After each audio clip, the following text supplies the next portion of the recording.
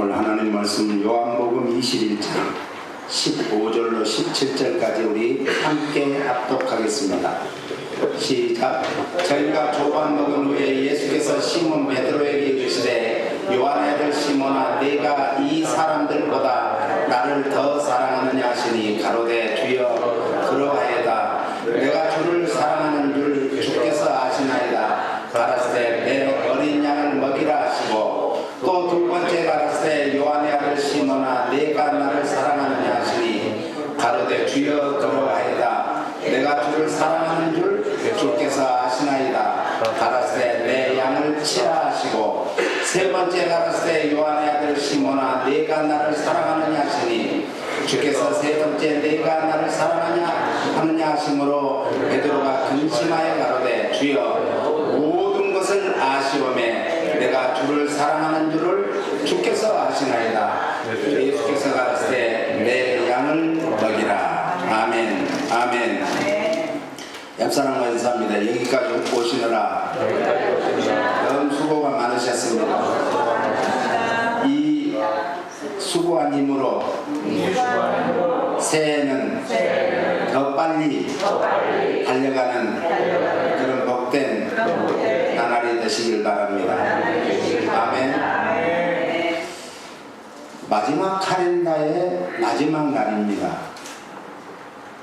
오늘 우리는 2023년 12월 31일 송년주일로 하나님 앞에 예배드리기 위해서 이 자리에 모인 줄로 믿습니다. 2023년 한 해가 마지막 가는 달, 마지막 날의 마지막 주일로 지키게 되었다는 것은 의미가 크다고 생각을 합니다.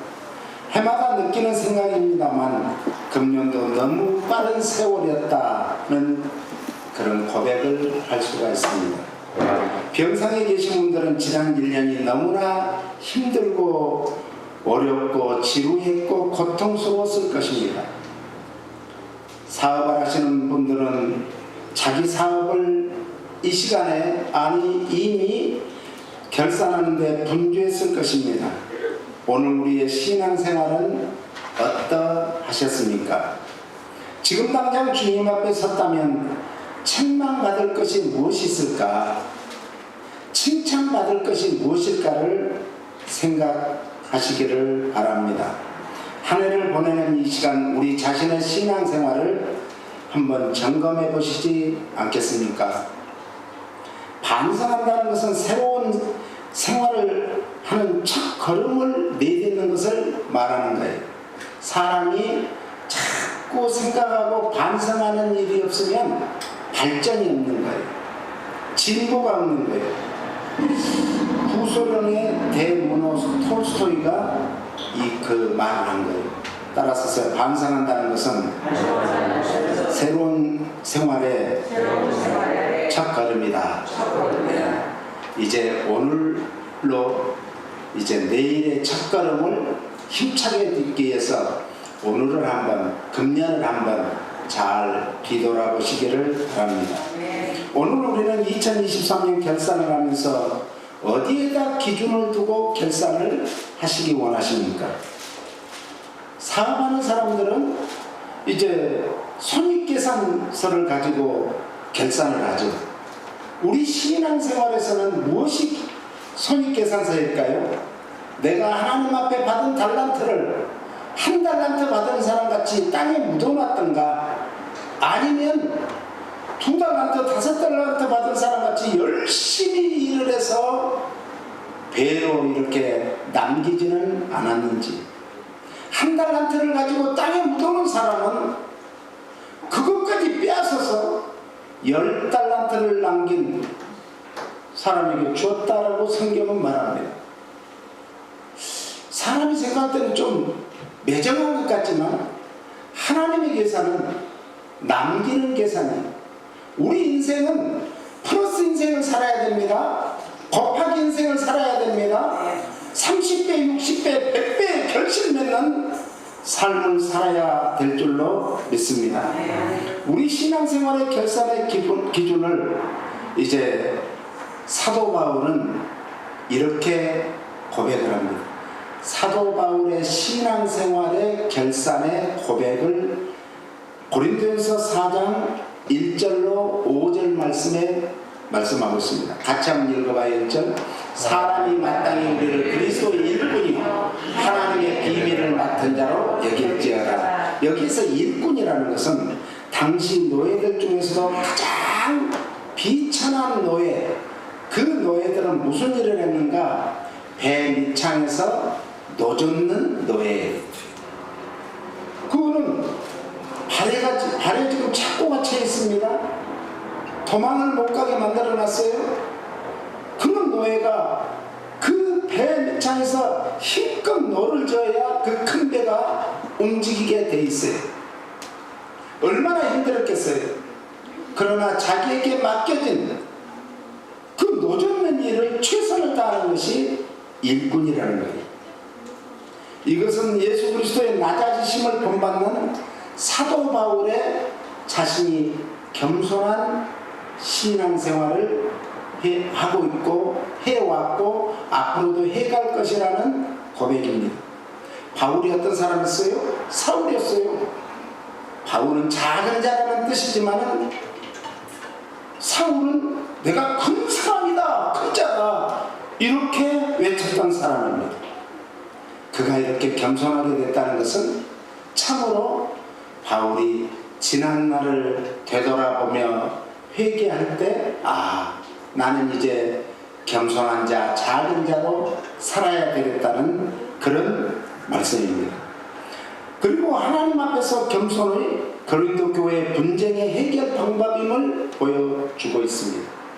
고린도 교회 참 탈도 많고 말도 많은 고린도 교회.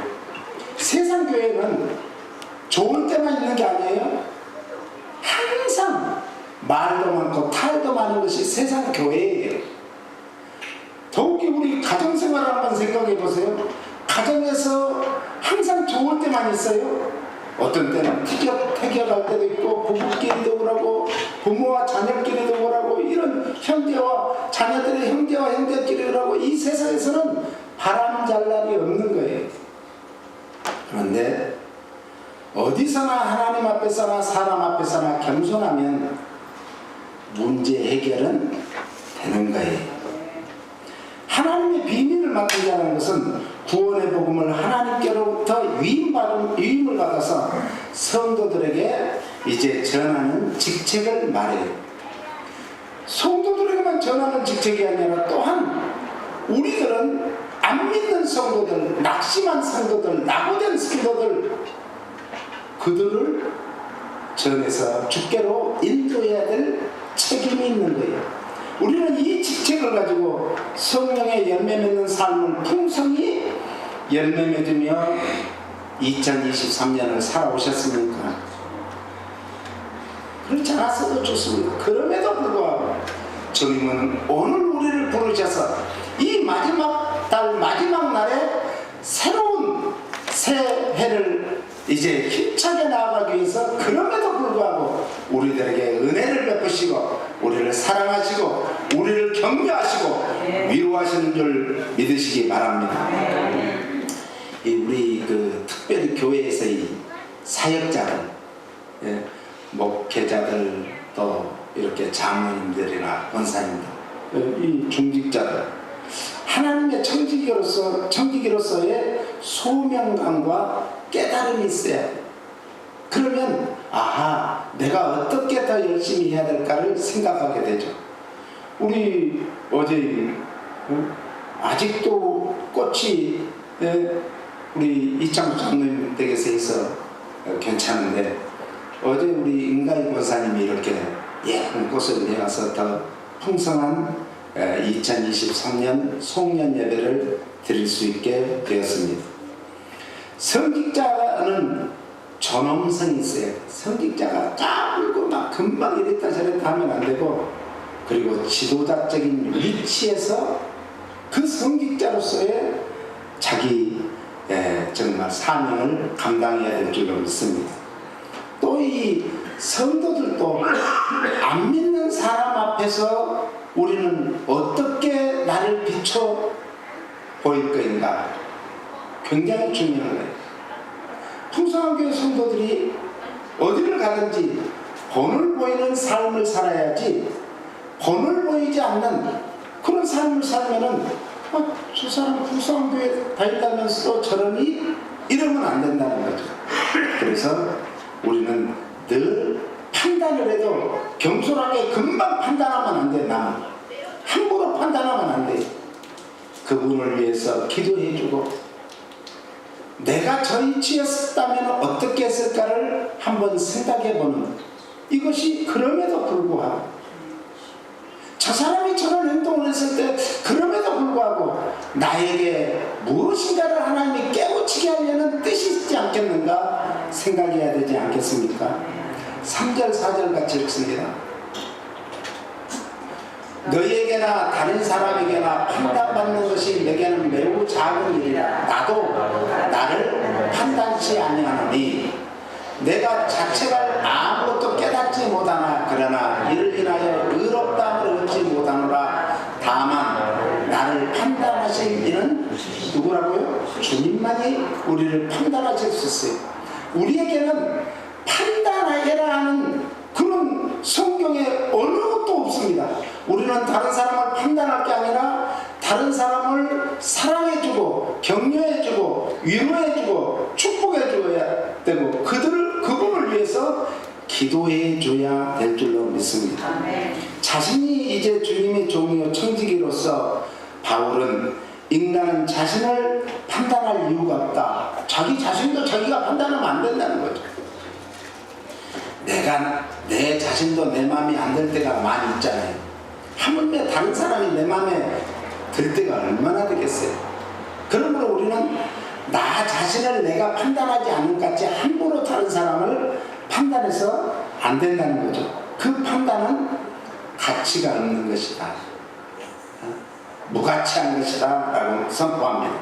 바울은 자신의 행위와 봉사에 대해서 판단하고 심판하실 분은 예수 그리스도 뿐이라는 것을 선포하고 있습니다. 그리고 바울은 자신의 평가도 믿을 것이 되지 못합니다. 우리가 다른 사람 평가하는 것이요 믿을 것이 되지 못해요. 왜? 어제 평가했던 것이 오늘은 달라져요. 오늘 평가했던 것은 내일 또 달라질 수가 있어요. 그러니까 우리가 함부로 사람을 평가해서는 안 된다는 거죠. 오늘 우리는 어떻습니까? 인간의 한계를 뛰어넘는 하나님의 초월성과 모든 판단의 기준은 예수 그리스도께 두어야 될 줄로 믿습니다. 이게 바울이 신앙 고백을 겸손하게 한 거예요.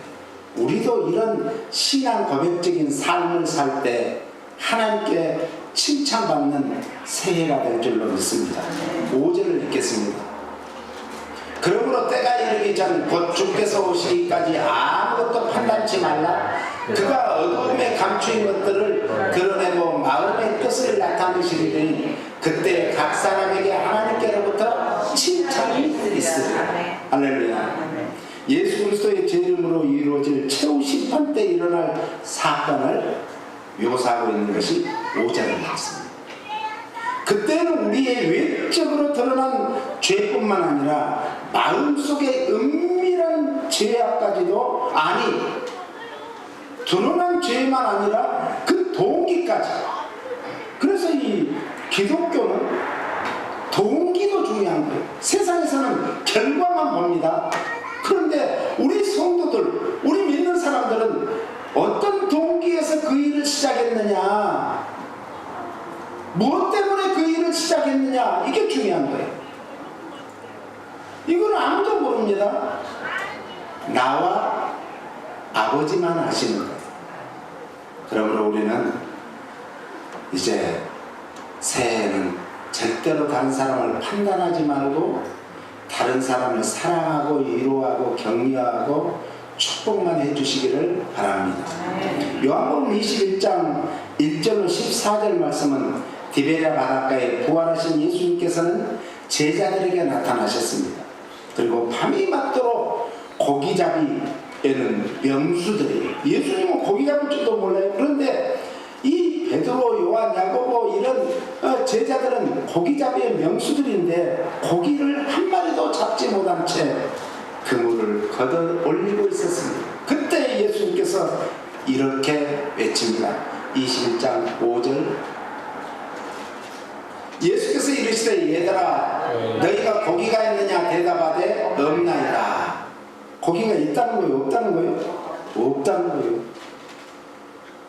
그러니까 예수님께서는 제자들을 예수님을 떠나서는 아무것도 할 수 없다는 것을 가르쳐주기 위해서 그들에게 밤이 맞도록 수고를 했어도 고기 한 마리를 잡지 못했다는 거예요. 6절을 읽습니다. 가라사대 그물을 배 오른편에 던지라 그리하면 얻으리라 하신데 이에 던졌더니 고기가 많아 그물을 들 수 없다. 얼마나 고기가 많이 잡혔으면은 그물을 들 수 없어서 옆에 있는 그 배 소리를 들으면서 여보시오 우리가 고기를 많이 잡았으니까 같이 나눠요 하면서 그들을 불렀다는 거 아닙니까? 기적은 주님의 명령에 순종할 때 일어난다는 것을 보여주고 있는 것입니다.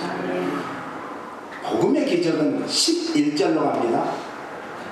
같이요. 시몬 베드로가 올라가서 그물을 육지에 끌어올리니 가득히 참 큰 고기가 153마리라 이같이 많으나 그물이 찢어지지 아니하였다. 할렐루야.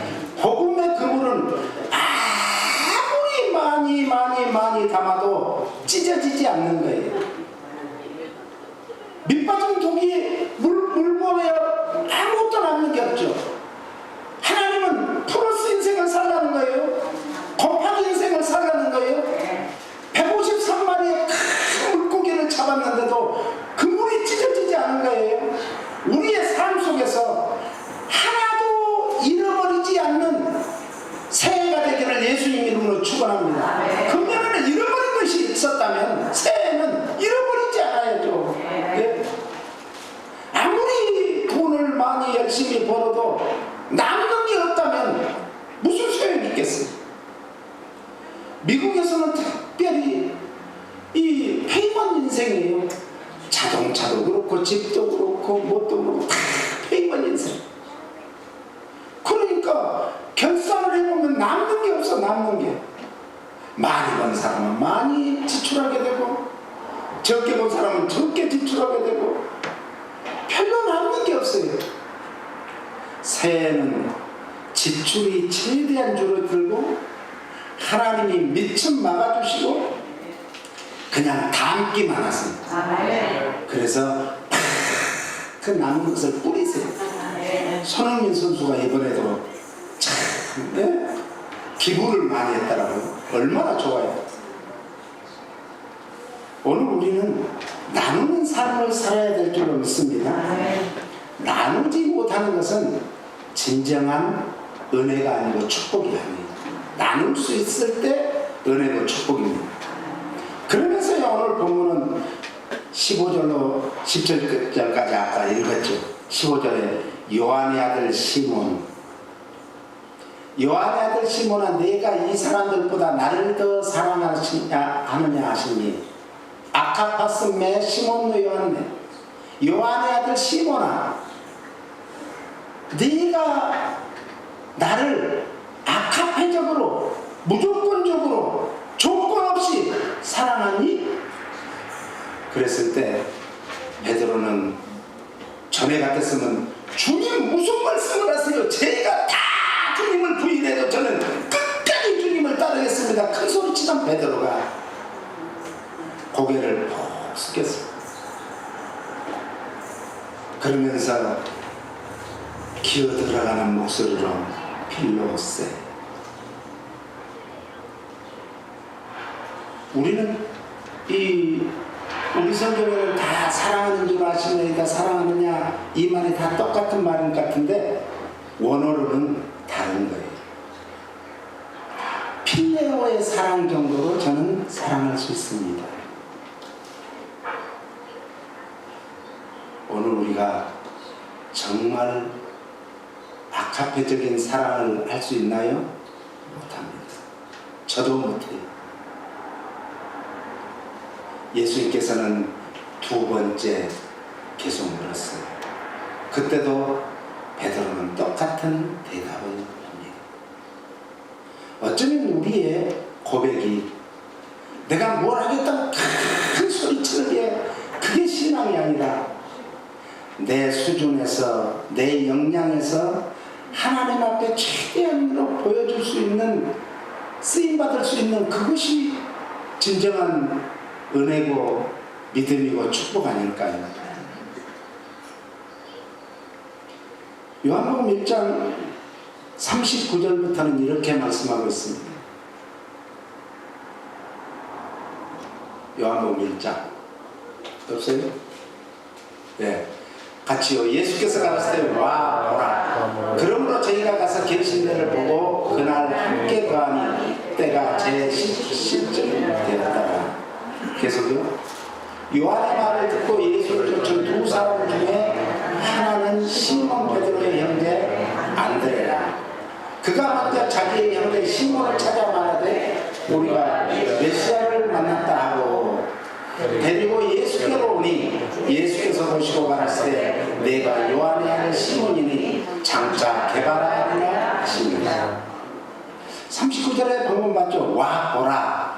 이것은 동사가 두 개 합성을 오다 보다.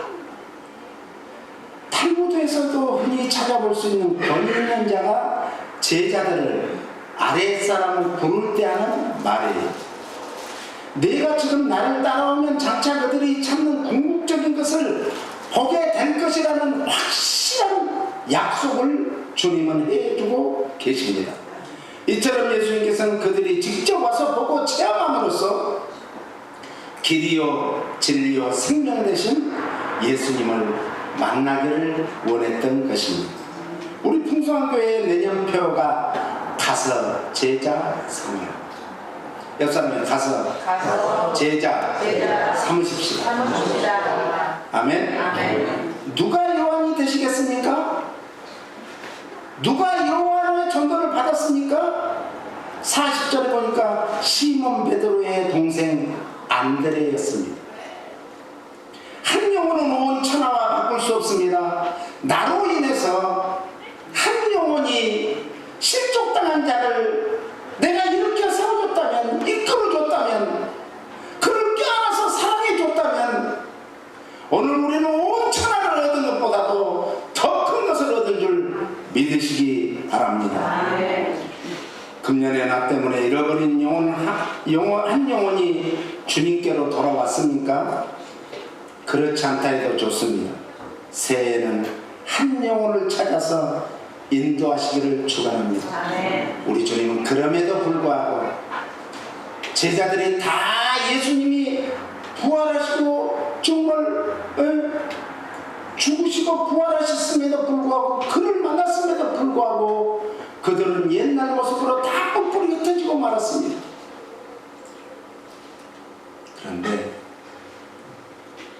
예수님은 여전히 실패하고 낙심하고 낭망되어 있는 그들을 찾아오셨습니다. 이 시간도 우리 10년 후에 주님이 찾아오신 줄로 믿습니다. 42절에 보니까 내가 요한의 아들 시몬이니 장차 개발하리라. 안드레가 이 메시아를 만난 기쁨을 나눠주고자 형제 시몬을 이제 데리고 오자 예수님께서는 그를 유심히 바라봤습니다. 소경 거지 바디메오가 다윗의 자손 예수여 나를 불쌍히 여겨달라고 했을 때도 그를 주목하여 보셨습니다. 금년에도 주님이 여기까지 우리를 인도하신 줄로 믿습니다. 우리를 주목하여 여기까지 에베네셀의 하나님이 인도하신 줄로 믿습니다. 새해는 우리의 손을 붙들고 더 주목하여 보시고 너는 내 것이야. 절대로 다른 곳으로는 갈 수가 없어.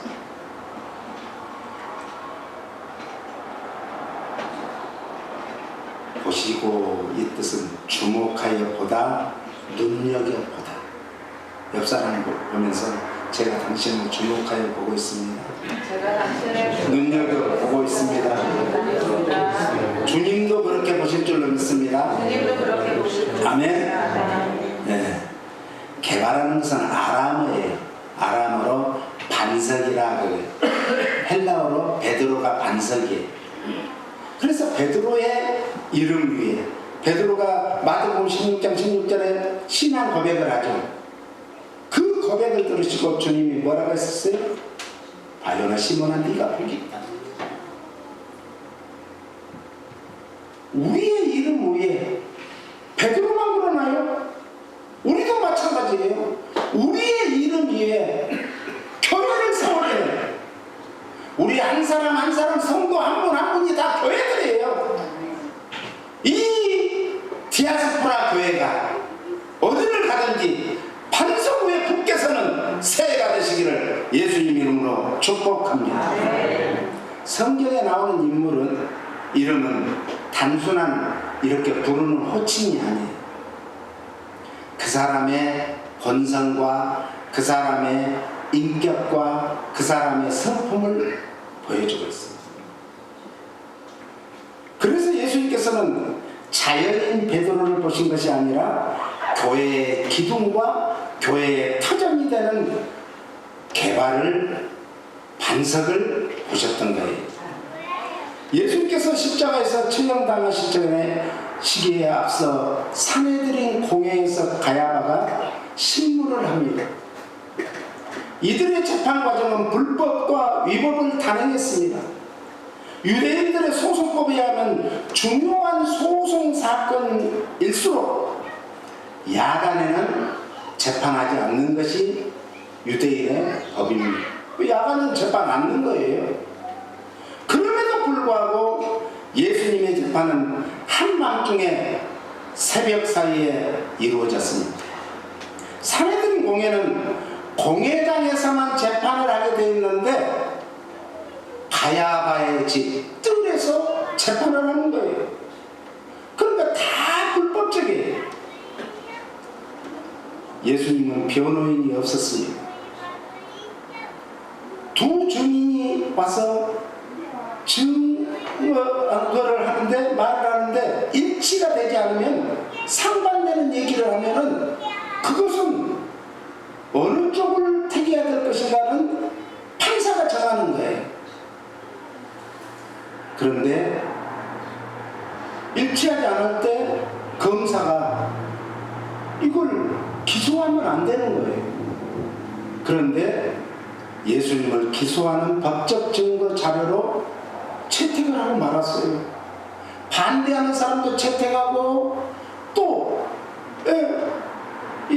예하는 사람, 바로 예하는 사람도 채택하고 다 채택. 이게 자체가 불법입니다.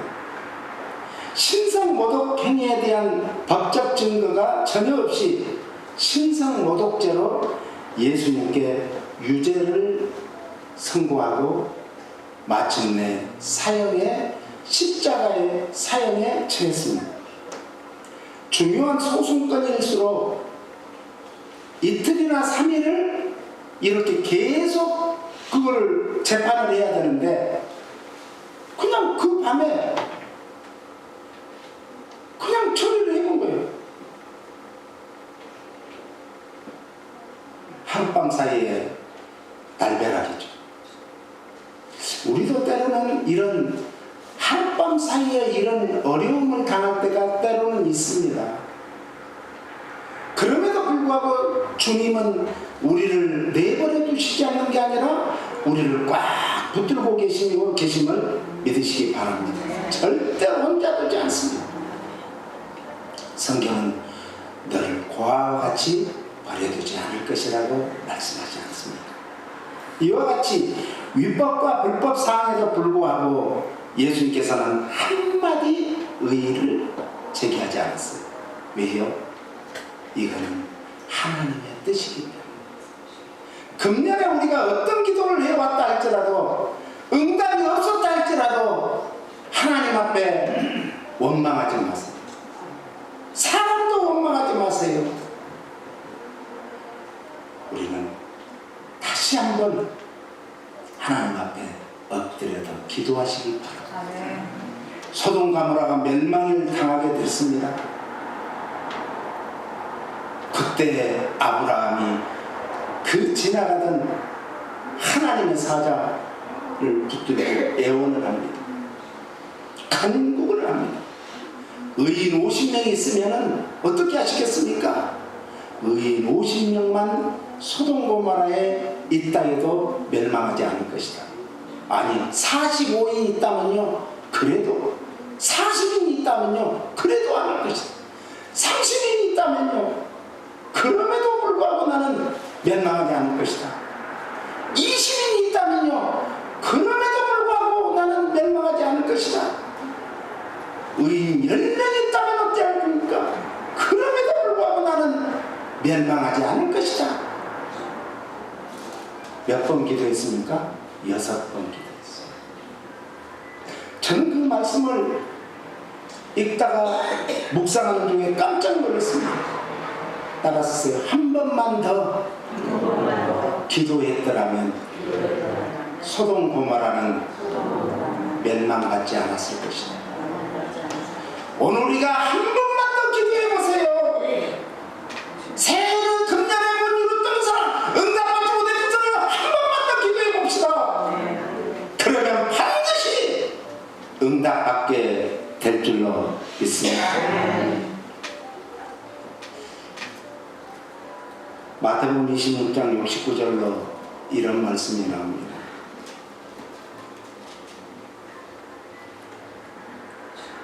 (26장 69절로 70절) 아니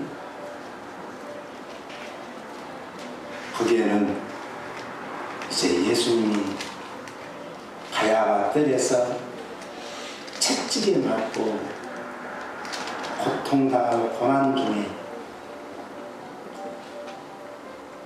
베드로가 몰래 그 속에 들어가서 날씨가 좀 쌀쌀했던가 봐요. 뒤에는 이제 불을 펴놓고 이제 불 주위로 옹기종기 모여서 추위를 녹이고자 했던 것 같습니다.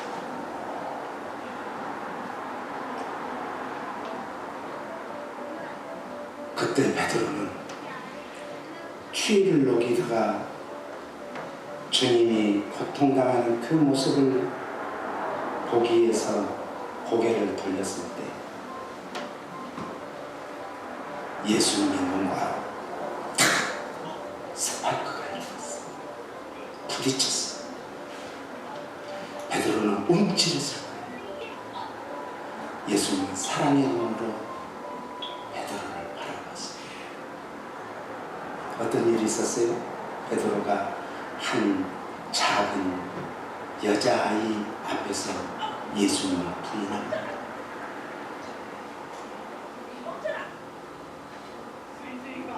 어쩌면 우리가 그 모습 아닐까요? 내가 유익되는 데서는 하나님 믿는 사람 같이 신앙생활 하는 사람 같이 하고 목사같이 하고 손해보는 데서는 안 믿는 사람처럼 목사가 아닌 것처럼 그럴 때가 있지 않을까요?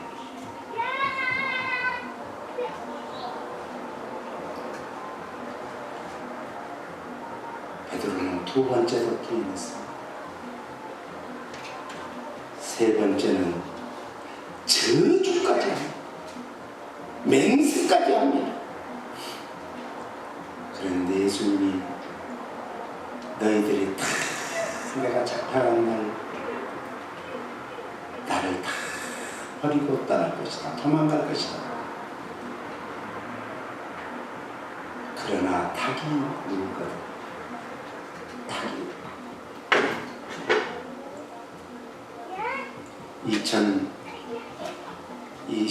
2023년과 4년 사이 오늘 밤에 제야의 종소리가 LA에서도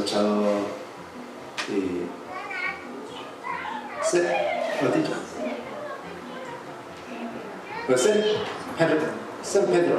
샌페드로 우정의 종각에서 제야의 종을 친다.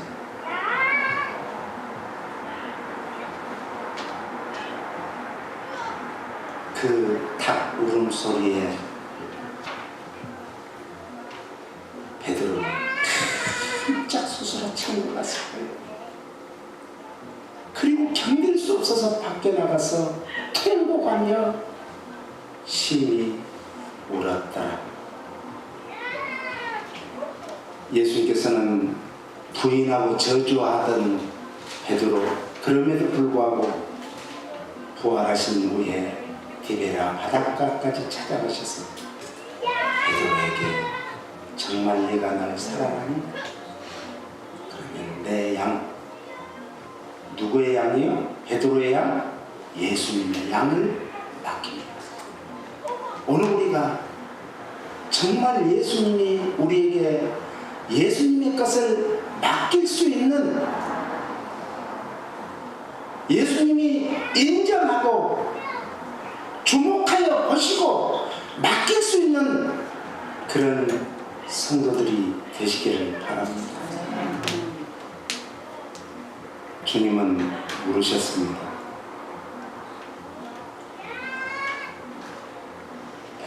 끝까지 필레오의 사랑, 필레오의 사랑밖에 할 수 없어. 아카파스메 시몬노야 요한에르 시모나, 내가 정말 아카페적으로 사랑할 수 있니? 아니요. 저는 친구의 우정 정도로, 프렌드십 정도로 사랑할 수 있어요. 이 대답이 우리의 대답이 되시기를 바랍니다. 그럼에도 불구하고 예수님께서는 내 양을 치라, 내 양을 먹이라 말씀하셨어요. 이 말씀은 양떼를 인도하고 먹이고 돌보아라 그런 뜻이에요. 오늘 우리가 먹이고 인도하고 돌봐야 될 많은 영혼들이 추수 때가 돼서 우리를 기다리고 있습니다. 사방을 둘러 한번 보십시오. LA는 황금어장입니다. 왜냐하면 실족하는 우리의 형제 자매들이 너무 많아요. 그들에게 우리는 가야 됩니다. 찾아가야 됩니다. 그리고 한번 와보세요. 그래서 새 힘을 얻고 베드로와 같이, 사도 바울과 같이 하나님은 어제를 묻지 않습니다. 과거를 묻지 않습니다.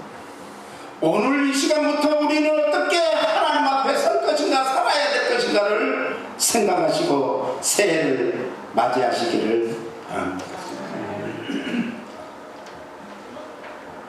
그렇다면 주님, 한 해만 더 기다려 주십시오.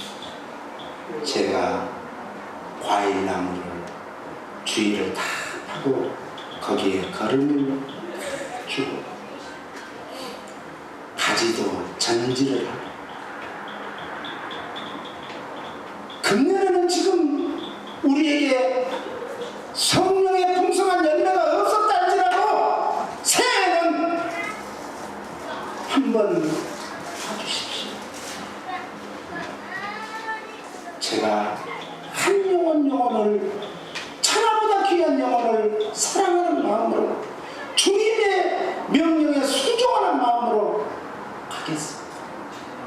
가정으로 돌아가겠습니다. 직장으로 돌아가겠습니다. 사업장으로 가겠습니다. 거기에서 잃어버린 양을 주님께로 인도하시지 않겠습니다.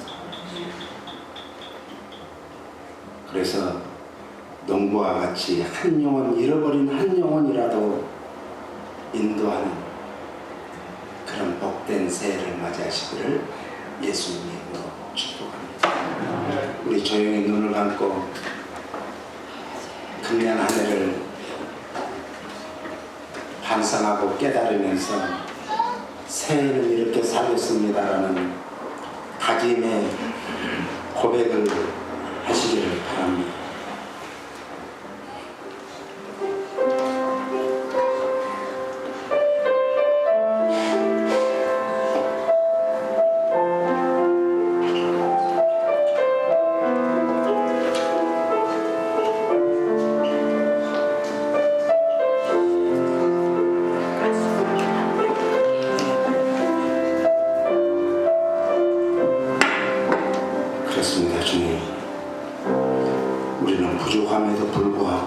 연약함에도 불구하고 게으름에도 불구하고 내 아집과 자존심을 세웠음에도 불구하고 우리를 다시금 일으켜 세워서 주님의 귀한 일꾼으로 새해에도 세워주시옵소서. 주님 일만 하겠습니다. 먹든지 마시든지 살든지 죽든지 하나님의 영광만 위해서 남은 인생을 살기 원합니다. 새해에도 그렇게 살도록 저희들에게 금년에 미약한 것이 많았지만 그럼에도 불구하고 우리를 반드시 세워주실 것을 믿고 감사하며 예수님 이름으로 기도하옵나이다.